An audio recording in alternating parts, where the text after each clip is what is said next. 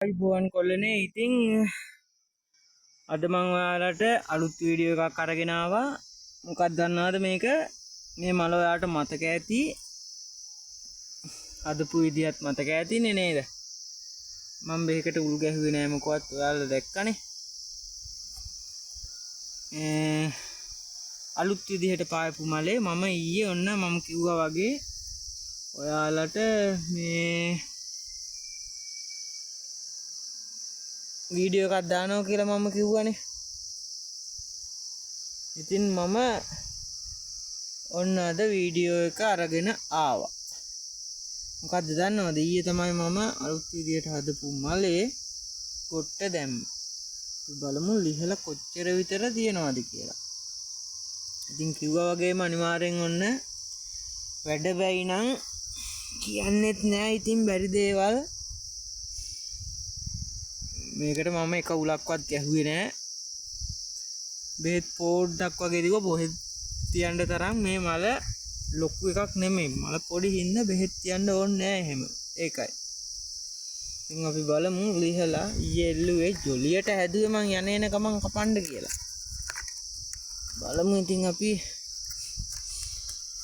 කොහොමද කොච්චර තියනවද කියලා.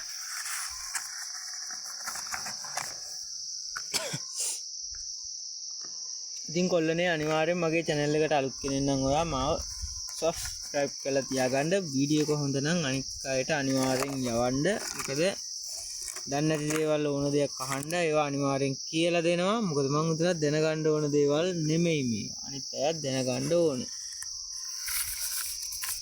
ඉතින් ඒක නිසා මේ වීඩියෝ එකට like එකක් දාන්න අනිවාර්යෙන් අමතක කරන්න එපා.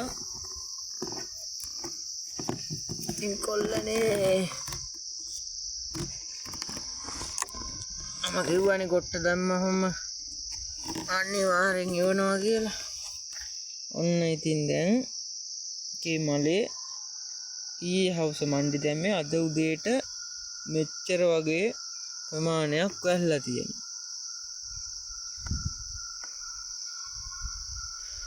කහමාරක් විතර වගේ තියෙනවා. ඇතිනේ ඉතින් ජොලියට යන ගමන් හදපු එකේ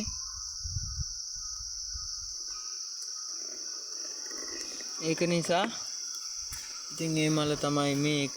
මේ කඳුල හොඳට තියෙනවා.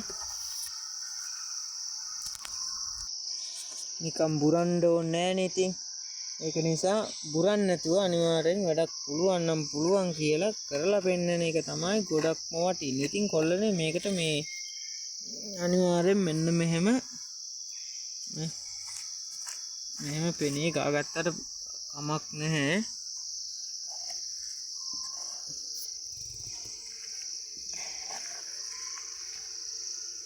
මේ විදිහට පෙනේ අරන් මේ මල් කඳේ ගන්න ඕන. හොඳට මේ විදිහට මල් කඳේ හොඳින් ගා ගන්න ඕන. මේ පෙනේ තියෙන ටික අනිවාර්යෙන් එහෙම කරන්න. දවස් 6-7ක් ගෑවට කමක් නැහැ. මල් මූණේ දවස් 2ක් විතර 3ක් විතර කමක් නැහැ. මොකද මේ ඊට වඩා වුණත් ඒක මල මෝරන විදිහට තමයි ඒක දින වැඩි කරන්නේ. මට කියන්න බෑ මේකට මෙන්න මෙච්චර පුළුවන් කියලා.